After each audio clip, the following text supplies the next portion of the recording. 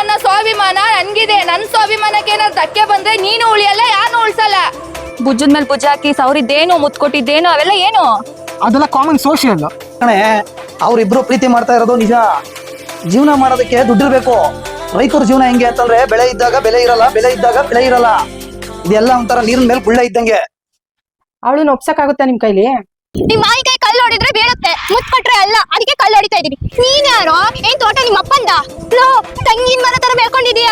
ಒಂದ್ ಮಾಯಿ ಕೈ ಕಲ್ಲು ಹೊಡಿದ್ರೆ ನಾಯಿ ತರ ಬಗ್ಲುತ್ತಿದ್ಯಲ್ಲ. ನೀನ್ ಯಾವ ಸೀಮೆ ಗಂಡ್ಸು? ಏಯ್, ತೋಟ ನಮ್ಮ ಅಪ್ಪಂದೆ ಕಣೆ, ನಂದೇ ತೋಟ. ನಾನ್ ನಿನ್ ಜೊತೆ ಮಾತಾಡ್ಬೇಕು. ಇವಾಗ ಇನ್ನೇನ್ ಮಾಡ್ತಾ ಇದ್ಯಾ? ಅದಲ್ಲ, ಅಪ್ಪ ನನ್ನ ಮಾವನ ಮಗನಿಗೆ ಕೊಡ್ಬೇಕಂತ ನಿರ್ಧಾರ ಮಾಡ್ಕೊಂಡಿದ್ದಾರೆ. ನೀ ಏನಾಯ್ತೆ ನಿಮ್ಮ ಅಪ್ಪನ್ಗೆ?